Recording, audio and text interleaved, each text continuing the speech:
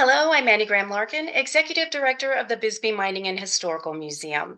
Welcome to Preserving Place and Empowering Community, the past, present, and future of Camp Naco with Rebecca Orozco and R. Brooks Jeffery. Thank you to our program sponsor, the Arizona Historical Society, as well as our members and donors who enable the museum to provide free online programming and fulfill the organization's mission to discover history, explore Bisbee's past today. To learn how you can assist the museum in supporting its mission and programs by becoming a member or donor, please visit bisbeemuseum.org. On Saturday, June 1st at 11 a.m., the museum will host the free online program, Woke Up in Arizona, the Mim Walsh Diaries with Jamie Adams. Please visit the events section of the Bisbee Mining and Historical Museum's Facebook page for more information. All right. Rebecca Orozco is a third-generation resident of the border in Arizona. She recently retired from Cochise College and the University of Arizona as a history and anthropology instructor. In 2021, she was named faculty emeritus for Cochise College. For the past 22 years, she has been working to save the historic Camp Naco. She discovered the camp while working to develop cross-border programs for Elder Hostel, an educational travel program for seniors. After arson fires destroyed 5 buildings in 2006, she helped get the property transferred first to Huachuca City and then to Bisbee.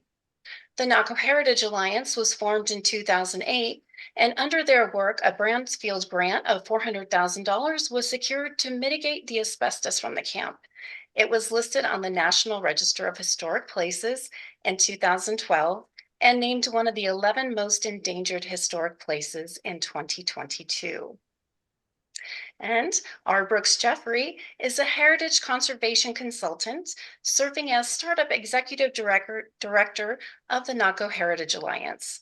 He is Professor Emeritus of Architecture at the University of Arizona, where he had a 35-year career as a teacher, scholar, and administrator advancing heritage conservation as part of a comprehensive ethic of environmental, cultural, and economic sustainability in places throughout the world.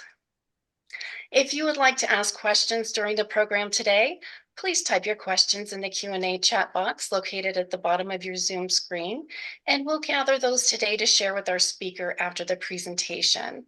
Also, a link to today's recording will be sent to all of our Zoom registrants later today. And with that, I would like to welcome Rebecca and Brooks. Thank you both so much for joining us today. Thank you. Thank you. So I'm going to start off with a little bit of information. I will bring up our slideshow.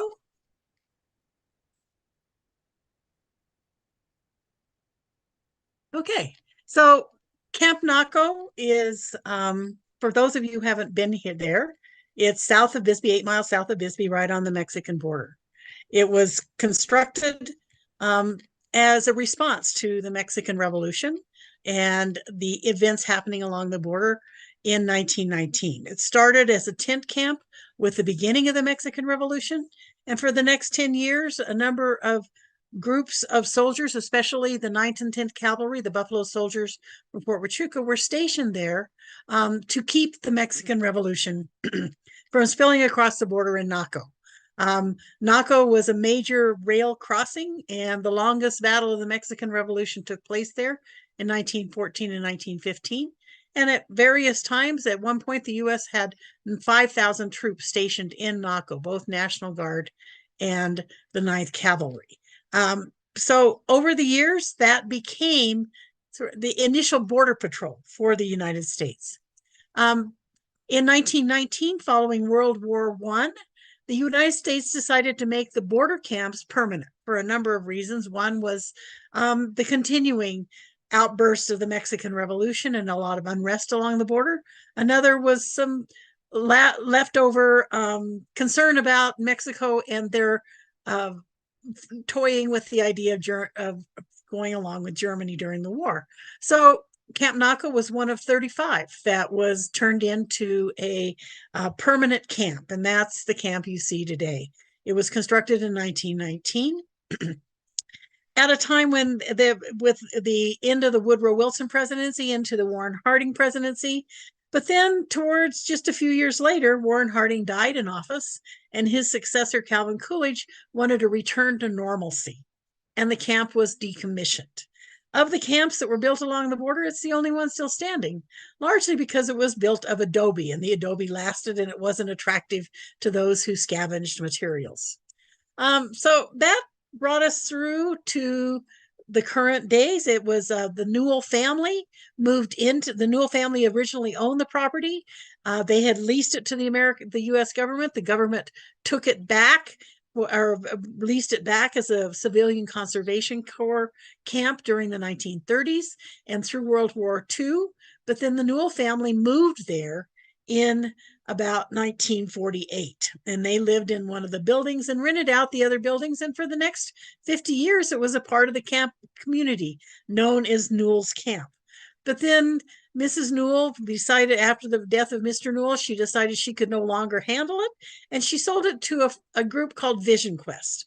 Vision Quest wanted to put a youth camp there, but they were unable to obtain the zoning and the things they needed to do so. And so it was sort of abandoned after the 1990. That's late 1990s is when I became involved. And I asked Vision Quest if I could bring groups there. And so they said yes, but they were also looking for someone to give it to or to turn it over to who would be willing to preserve it. At that point, it was in quite a bit of disarray, as you can see by this photo. It had stood empty for 10 years, and there was a considerable amount of damage to the site over those years. Well, so for the next few years, I talked to a lot of people. I took groups there. It was a roller coaster, and sometimes we became very close. University of Arizona was very interested. We had facilitated the community of Naco had gotten a number of brownfields mitigation grants. And as part of that, we had community meetings. And in those meetings, we asked what they wanted at Camp Naco. And that's about when Brooks got involved. He helped with a group of university professors who came down to facilitate those meetings and to talk to the community.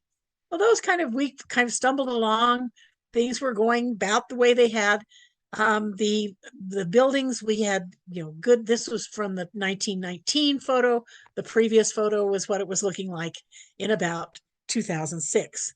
But then in 2006, we had an arson fire that burned 5 of those junior officer quarters and set off a series of issues. One of the issues was that the roofing material was asbestos, and the Arizona Department of Environmental Quality said the asbestos had to be mitigated. Vision Quest said it would be cheaper to just bulldoze the site, but they gave me a few days to find an answer. And I talked to everybody. And one of the groups I talked to were the mayors of southeastern Arizona, and the mayor of Huachuca City came forward and said they would take it on. And so for the next 12 years, they were the stewards of the camp. The mayor who made that decision got recalled, but through the years that they were as the stewards, they were great stewards. They helped us get the grant to mitigate the asbestos from the fire. We had a second arson fire in 2010 that burned 2 of the senior officer quarters on the south side of Newell, and another fire a few years later that was a cigarette toss off of the road. So all of these issues continued to cause problems, and it was just the idea of saving the site was more and more desperate as time went on. But we had lots and lots of helpers along the way. As I said, we had a series of community meetings. Archaeology Southwest became involved in the early 2000s and published one of their journals about the camp.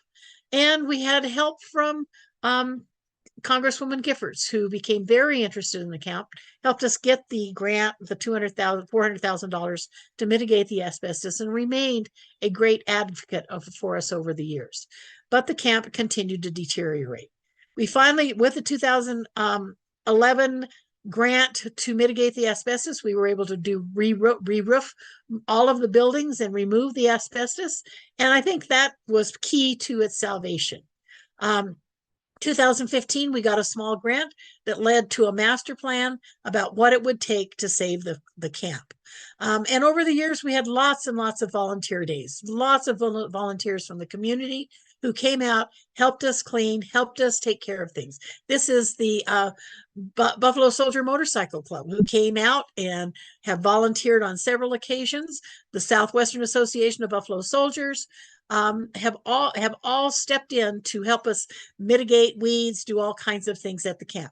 Buena ROTC, high school ROTC, has been out on a number of times, and we've had lots of volunteers up replacing the rolled roofing that blows off on a regular basis. So over the years, we've had lots of people to help, but it still was not enough. It was little bits over time, and I was beginning to feel a lot of despair. We lost walls on several buildings. We had community events that brought a lot of interest, but not a lot of resources to the camp. And that continued for the years until about 2019. And I always felt if I talked to the right person, we'd be able to save the camp because it's such an amazing site. And that person was Helen Erickson, who's also a professor at the University of Arizona, who approached me in 2019 about assigning her students the project to review the National Register Historic Nomination. That led to a grant that led to a story map. The story map won the award in 2021 for the best historic preservation project that year for Arizona. Her students who won the award had done an amazing job. So that led to the State Historic Preservation Office encouraging us to apply for the 11 most endangered historic sites in the United States. And 2 years ago today, we were named to that list. 2 years, just 2 years. That led to attention by the state of Arizona, who then granted us the amount that had been posted in the master plan for preserving the site, $4.6 million in grant funding. And the Mellon Foundation chooses 2 sites off of the list that have cultural diversity and the preservation of other histories involved, and they chose us as well with another $3.5 million, which brought us to where we are today. And I am going to stop my share and turn it over to Brooks. Great. Thank you, Becky. And I also want to recognize Becky's tremendous efforts. What she just mentioned in 5 minutes represents, almost 25 years of dedicated effort. And I'm, just this last week, 2 weeks ago, she was honored by the Daughters of the American Revolution as a national level historic preservation medal award recipient for all of her efforts at Camp Naco and preserving the story of the Buffalo Soldiers there. So we're really proud of Becky, and she should be recognized for all the hard work that she's done. What I'm going to focus on in the next part of the presentation is really where we're going to be going from here. And so it's almost like as if defining the future. And so what we wanted to do with the funding that was received by both the state of Arizona and the Mellon Foundation, we identified 3 primary project outcomes. The first was to rehabilitate the Camp Naco site. This is the kind of the physical infrastructure that's there. The second is community programming. As most preservationists know, the worst thing you can happen with a restored building is not to have appropriate uses to sustain its vitality and make sure that it stays active and sustained through its future. So we wanted to make sure that we develop community programming that is really place-based. In other words, placed in the community of Naco, placed in the region of Southern Arizona, as well as the region of the American Southwest. And then the third component that was very important, particularly to the Mellon Foundation, was organizational sustainability. Where as Becky mentioned, the nonprofit Naco Heritage Alliance was formed in 2008, and it's been maintained. The work that's been done went after grants, but there really was a need to amplify that board and to transform it into a true governing nonprofit board. And so the Mellon Foundation is funding for that. So these are the three major outcomes that were defined by the funding that we received both from the state and the Mellon Foundation. So what did we do? We listened. We went through a whole series of listening sessions with a variety of different people, getting as many stakeholders involved and identifying what is it that we need to do to achieve those goals. And Becky's efforts have gathered a variety of different groups together. And my role in this process is really to take the mantle from Becky and really organize some listening sessions to understand who are the key stakeholders that need to be involved moving forward. What are the tools that we need in order to achieve the goals that we're after? And we did this in a variety of different places. And some of the pictures that you see in the upper left-hand corner is at the Naco School in Naco, Arizona. We also used a local nonprofits conference center to hold some meetings. And even in the case of the lower right corner, we went to the Gay 90s bar in Naco, Arizona, recognizing that different folks will feel more comfortable meeting in different places.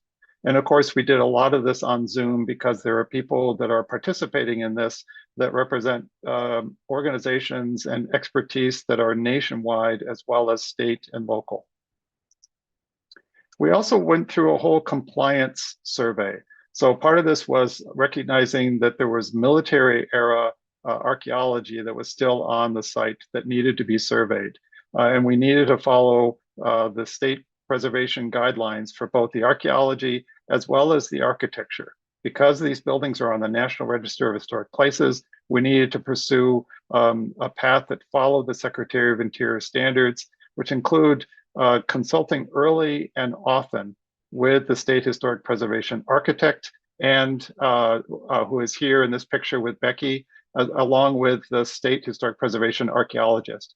We also consulted preservation experts. This is Chris Schrager from the U.S. Forest Service, who was an adobe expert to really help us identify what are the major issues we need to deal with because of the construction type. Because adobe is a very fragile material, we need to understand what are the necessary tools as we move forward. Then from those stakeholder meetings, we defined a long-term vision. And this is really a working vision that we used as a kind of a North Star to allow us to guide our efforts moving forward.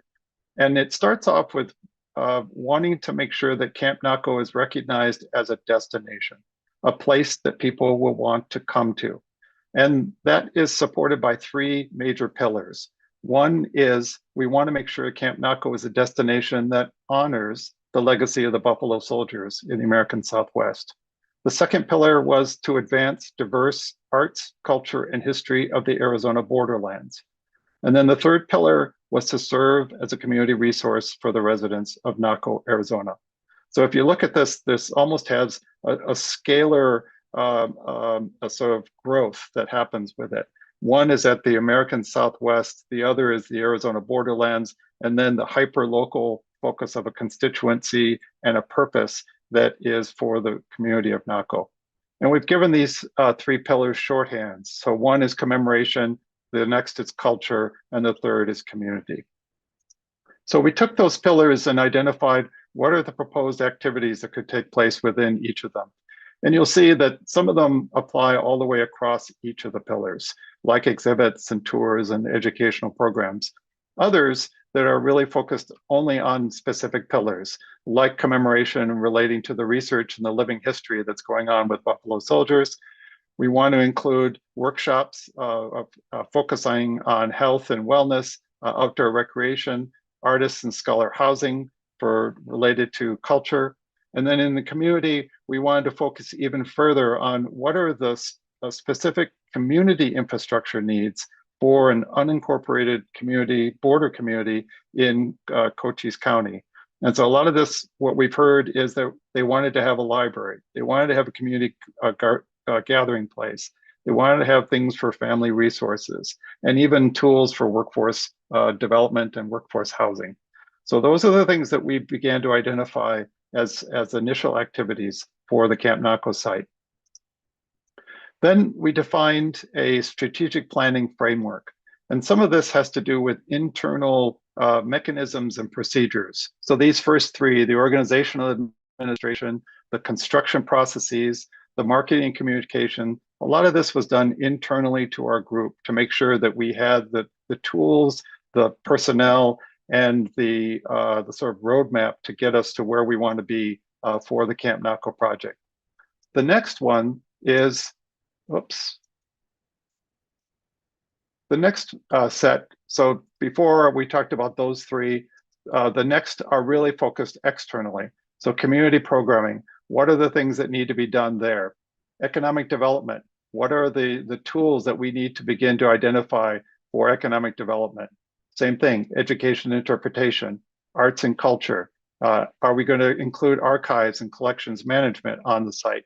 And then, of course, development and fundraising, identifying what are the funding sources that are appropriate for Camp Naco.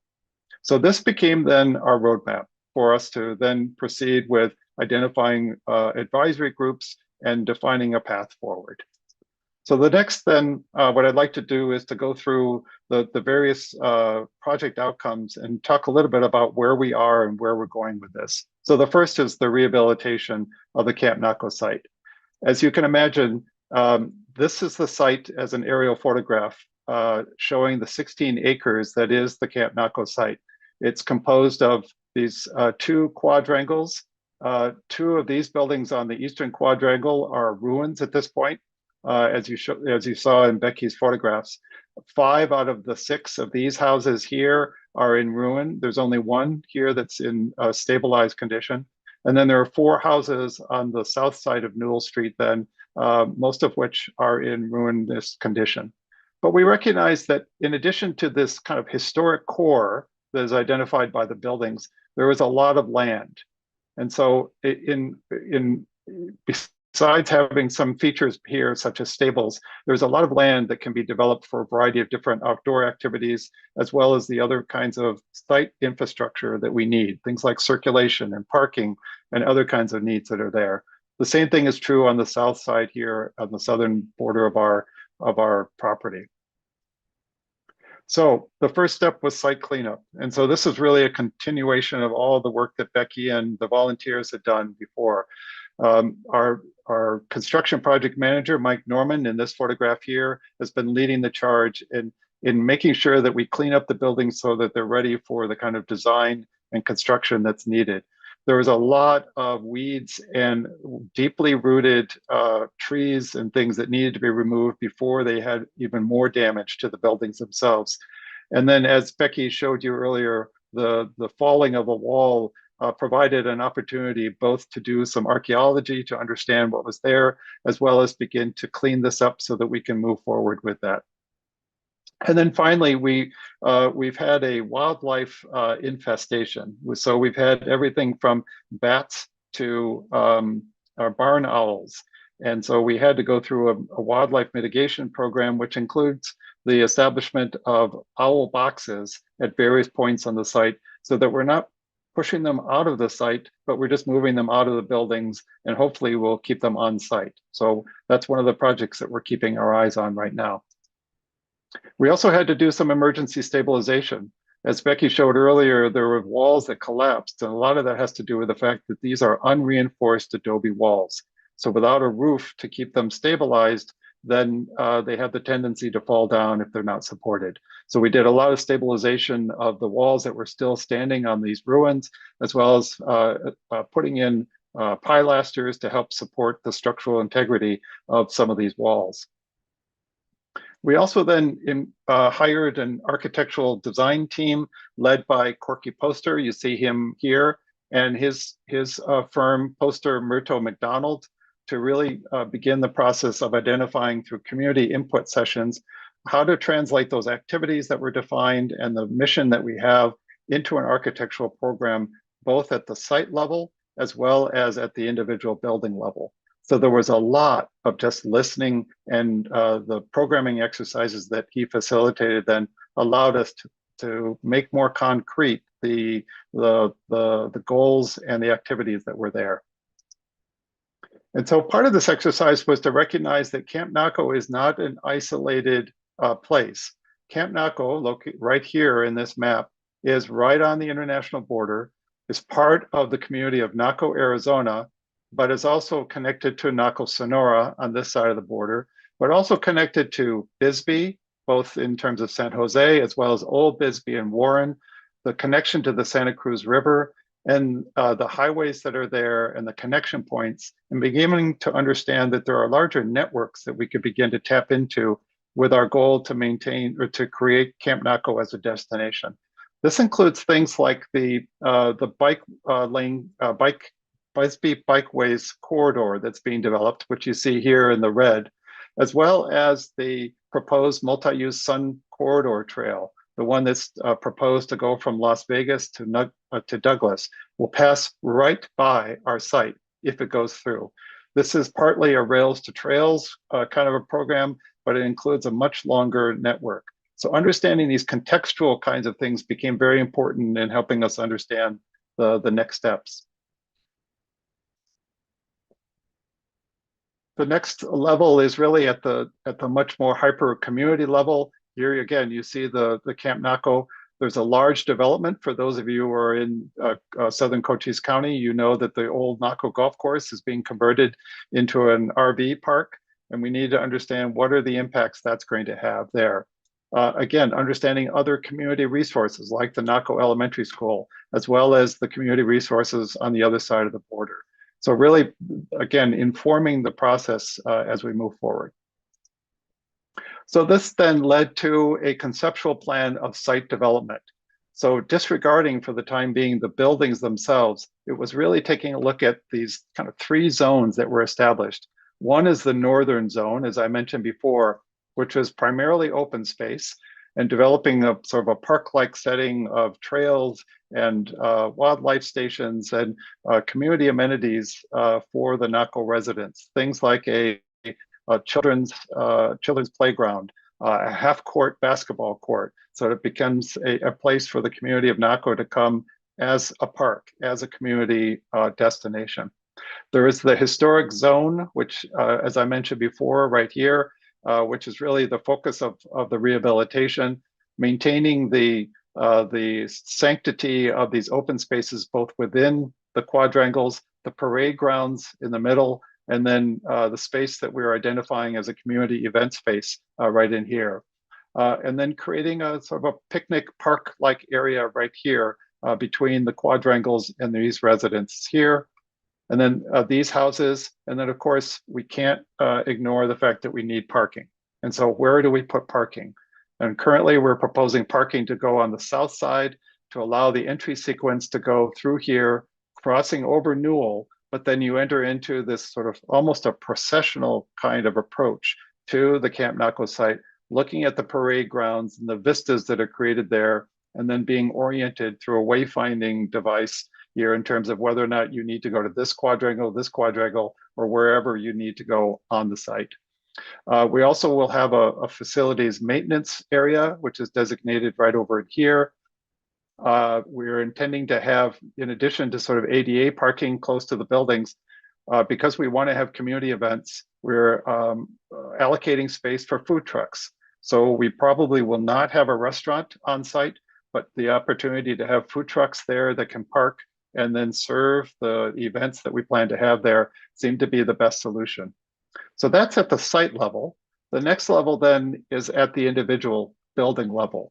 So using this site map as a base, then the next phase was to identify what buildings are going to be used, what are their specific kind of characteristics, both architecturally as well as their ability to serve kind of programmatic uses, identifying what activities would go into which buildings, what adjacencies become the most important to have one thing closer to another, what things need to be isolated, what's going to require access to parking or other kinds of infrastructure like catering, for example. So all these then were discussed and developed a preliminary plan to assign uses and activities for each of these buildings.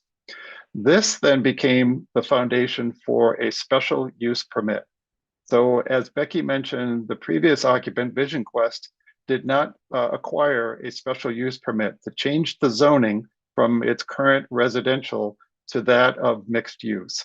And so we had to go through that process, and the application is currently submitted to Cochise County, who is the governing entity that is processing this. And we will then be putting forward a public hearing for this to approve this conceptual idea of how we want to reutilize the land from its current residential status.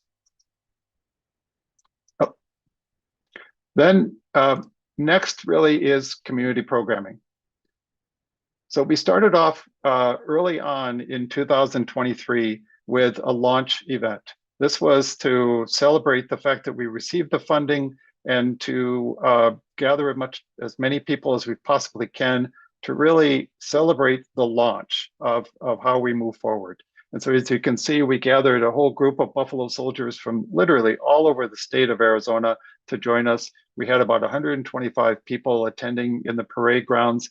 And our keynote speaker was the regional director from the National Trust for Historic Preservation. Again, she was one of our advocates for the 11 most endangered listing, and has continued to be an advocate for us as we move forward with this project. Next, we had a whole series of events, one of which included the celebration of National Buffalo Soldier Day, which happens in August. And those of you who know August in Southern Arizona, it's pretty darn hot. And we weren't expecting a whole lot of people, and we wanted to have tents for about 100, 150 people. We ended up having 300 people show up in August at Camp Naco. We were so impressed, but it also became a testament in terms of the desire for people to see this succeed and also to celebrate the successes as we move forward, and particularly in celebration of the Buffalo Soldier legacy that's there. So we had members of the Southwestern Association of Buffalo Soldiers. That's these two folks here give keynote speaks there. We had guests there from other Buffalo Soldier organizations. We had displays on board so people could learn more about the Buffalo Soldiers. And then we also kicked off what we're calling Descendant Stories. It's an oral history project so that we can begin to capture the stories of folks who were at the various chapters of the Camp Naco story, from military period all the way to the Newell family that lived there, and even those people who admitted that they partied there at Camp Naco, but wanted to have that be part of the chapter of the stories that we tell there. We also partnered with a number of different organizations, including the Southwestern Association of Buffalo Soldiers. We partnered with the Nogales Buffalo Soldier Legacy Association, which is another statewide organization. And we've established those partnerships there, including having shared events at Camp Naco itself.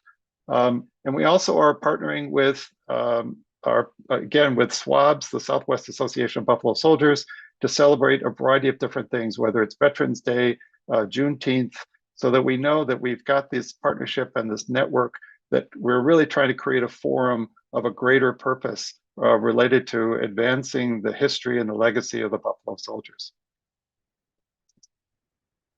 We also wanted to define what are the interpretive themes that we want to tell? What are the stories that we want to tell? What are the narratives that we want to include in anything that we begin to use for exhibits or community programming that we do? Now, the Buffalo Soldiers, we knew that history, but I think we didn't recognize just how many other stories and how many other themes we could talk about, whether it's the prehistoric archaeology of the Mammoth Kill site that is within a couple of 100 yards of Camp Naco, the indigenous cultural landscapes, to begin to tell whether it's the Survivori or the Apache, to begin to use Camp Naco as a place to tell that story. The Spanish exploration that took place, the mining and railroads, and really the only reason Naco was there was because of the mining and the railroads that were there.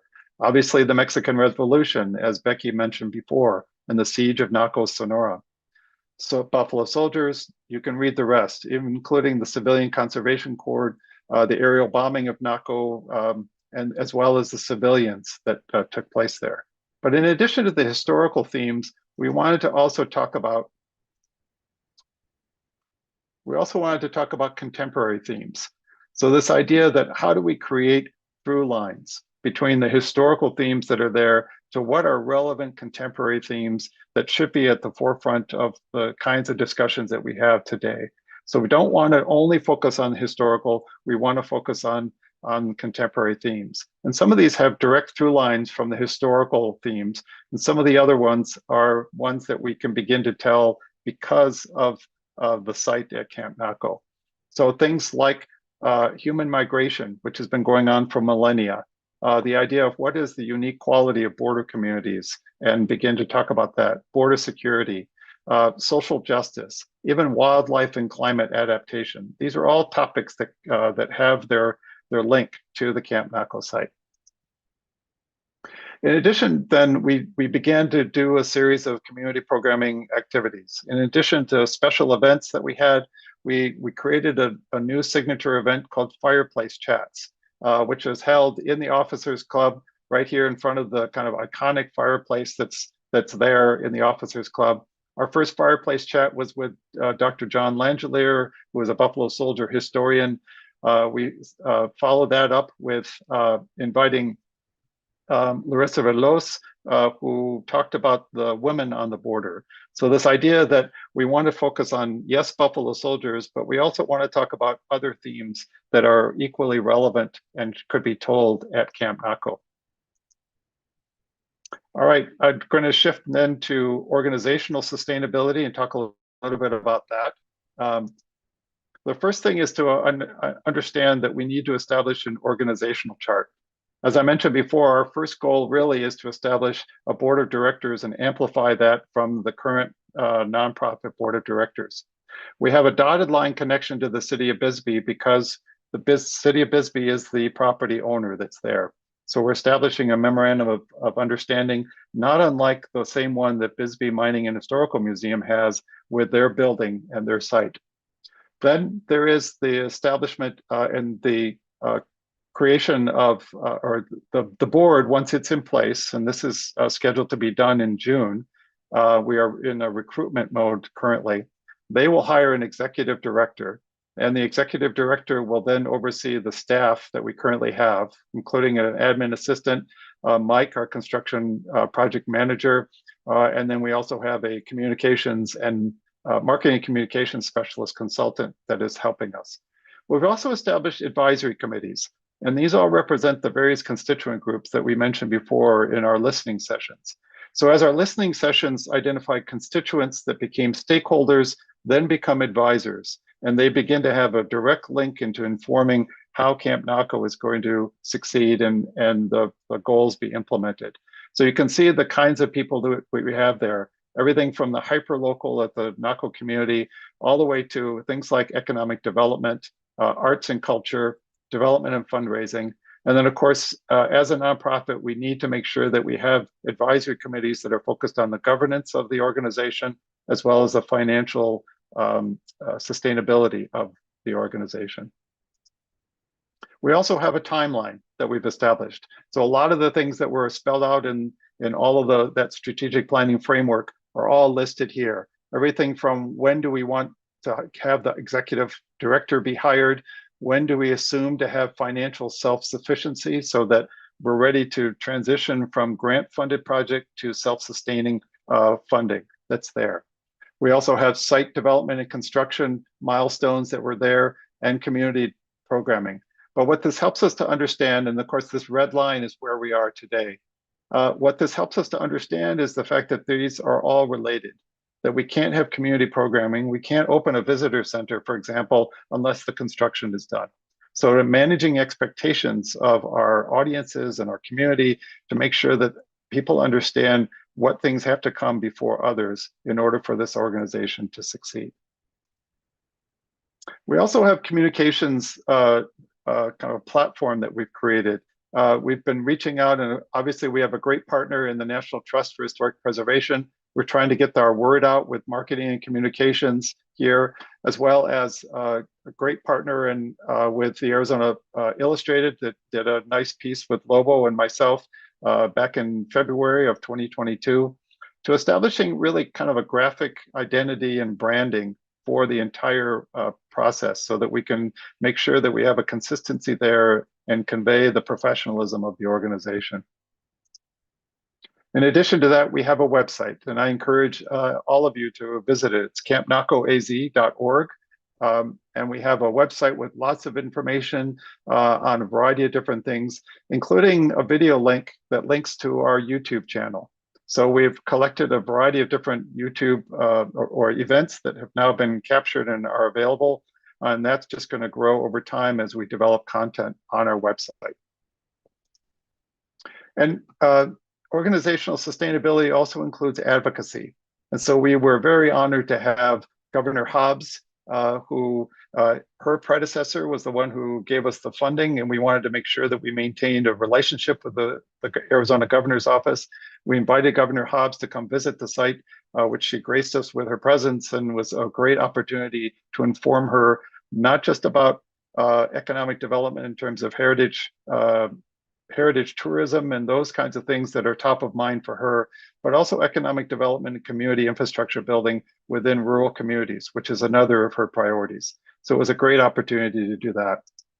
In addition, I had the opportunity to be in Washington and make congressional visits then to our congressional delegation, including with Representative Grijalva here on the left, with the Arizona State Historic Preservation Officer, Catherine Leonard, but in a wonderfully poignant meeting with Mark Kelly, the husband of Gabby Giffords. I presented him with the photograph that you saw earlier that Becky showed of Gabby Giffords and her support for Camp Naco. And he was very touched by this. And the photograph really then represents this kind of continuity of support then between Gabby Giffords' generation of support to Mark Kelly's generation of support. So again, very honored to be able to have that support from those offices. We're also really excited to partner with the National Trust's African American Cultural Heritage Action Fund. This is an offshoot of the National Trust focused on African American heritage and how to preserve that moving forward. So we had their team out in October of last year, and two of the members here, this woman and this woman here, are directors of the HOPE crew. The HOPE stands for Hands-On Preservation Experiences, which then, that's outlined here, where they identify preservation, architecture, and historian students in historically Black colleges and universities to fund them for summer fellowships, where they're given the tools to help with preservation and then are assigned a particular site to go to during the summer to do field work. We've just recently heard that this HOPE crew has chosen Camp Naco to be their site to do this field school in July of this year, where they'll be coming out and learning documentation skills, but also using that documentation to then help further the work that we're doing, the preservation work that we're doing on site. So we're really excited by this opportunity to partner with the National Trust and see them as a great partner in this. And I think that is it for me. I'm going to turn it back over to Annie, but I want to make sure everyone is aware of the campnacoaz.org website if you wanted to have wanted to get any other information. I encourage those of you who are not signed up for our newsletter, you can go to that website and sign up for a newsletter, and then that way you'll be able to get monthly updates on what's going on and opportunities for you to engage with the Camp Naco project. And with that, I'm going to turn it over to you, Annie. Thank you so for much, any questions. Thank you so much, Brooks and Becky. That's absolutely fantastic. And what I find most impressive is that you are truly creating a place of community gathering. And I just think that's absolutely fantastic. Thank you all for the work that you're currently doing. The first question is actually a comment from Anita Riddle, another longtime Borderlands family. And she says, thank you for sharing this amazing story, Becky. Your work is impressive and appreciated. And next, do you have any upcoming events or lectures that you would like to tell us about? I'll jump in and say that we have a couple of events that are happening. One is the coming up at the Copper Queen Library. Glenn Minuth is going to talk about the Iron Riders. These are the Buffalo Soldiers that um, in the late 19th century rode from Missoula, Montana to St. Louis, Missouri as part of an experiment by the US Army to create a bicycle corps. And it's a fantastical story of brave and resilient men, African-American Buffalo Soldiers who did this. And to talk about them, and we also, at that point, we want to be announcing hopefully another signature event that's related to that. Becky, do you want to talk about anything else? In terms of community events, I think the Buffalo Soul, the talk that will be at the Biz Copper Queen Library, one of our fireplace chats. But in just an exciting, not community event, but one that is just sort of a kickoff, on May 22nd, we'll have a group of students and archaeological advocates out to do the first monitoring for construction as we move forward with soil testing. So I think that was a huge, that we got the permit for the monitoring and that we have this group coming in is a really key thing. And the next question, has there been any outreach across the border for assistance in restoration of the camp? So we have had a long-term working relationship with the museum in Naco. Maria Elena Borges is the head of the museum that's dedicated to the siege of Naco in 1914, 1915. She has been along, we've kept her involved all along, and she's had a number of events. We're hoping to have cross-border events between the two. We had a couple of years ago, we had a meeting at Camp Naco that was the mayors of both Bisbee and Naco, Sonora, where they met together to talk about what we could do in the future. So we continue to try to maintain those ties. And I'll add to that we're also partnering with with the National Institute of Anthropology and History, in Spanish known as the acronym INA, which is the sort of cultural heritage arm of the Mexican government. And so they have a lot of adobe expertise related to a lot of the mission sites that are there. And so we're hoping to tap into that as a resource too, along with the National Park Service. And for those folks who might want to continue their educational journey beyond their visit to the camp and beyond perhaps this webinar, are there any texts or other resources that you would recommend our audience dip into to learn more about the camp? We had, but we do have one document that I think we have it shared on the website, that was prepared by Debbie Swartzwelder Jones, who was was a student who prepared this as part of our early work. It's called Preserving Camp Naco, and it gives the basic history. If we can make that available to people. Dr. Langelier's books he's going to be publishing soon a book on all of those camps along the border and what their role was. Anything else you can think of, Brooks? Yeah, I'll just add that this has been part of the kind of community and advisory group input, is the development of these content themes and then how they would be communicated, including what we would have as an exhibit panel or even an immersive experience. But then if you wanted to learn more, this is where the resources are. So we're in that process now of gathering all of this information to make them public. And it takes a long time to make sure that the content that you develop is done in an authentic and historically accurate way. And so we want to do it right as we develop these content themes.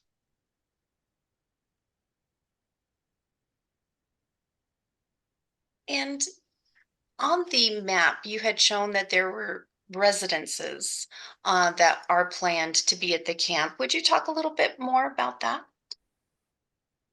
Well, those residences have a long history. I meet people all the time who lived in those.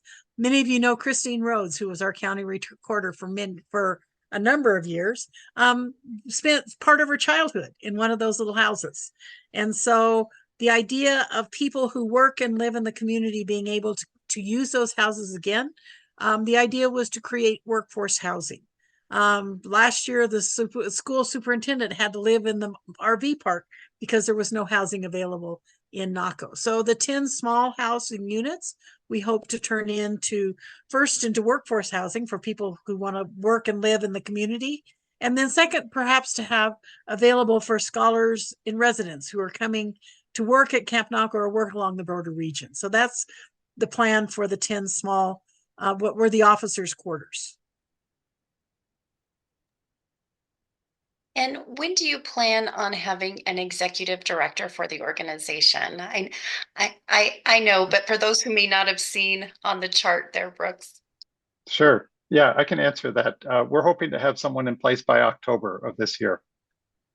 So again, we want to get the board in place, which we hope to get by June. We'll have a 7-person board in place, and their job one will be the recruitment and hiring of an executive director. Oh, fantastic. Well, thank you so much for sharing your time and expertise. And thank you, Becky, for your decades of work preserving this amazing site so that it will be preserved for future generations as well as current generations. And before we close, Christine Rhodes, she says, thank you, Becky and Brooks, for your professional dedication and work over so many years in saving Camp Naco and addressing sustainability into the future. So that's, I think, perfectly worded, and we all truly appreciate what you and your colleagues are doing for not only the site but for the community as well. All right. Well, thank you for having us. Oh, it's my pleasure. Anytime at all. All right. Again, thank you both for sharing your time and expertise. And thanks to our audience for joining us today. And I hope to see all of you on Zoom again on June 1st for our next online program. Take care, everyone. Bye. Bye.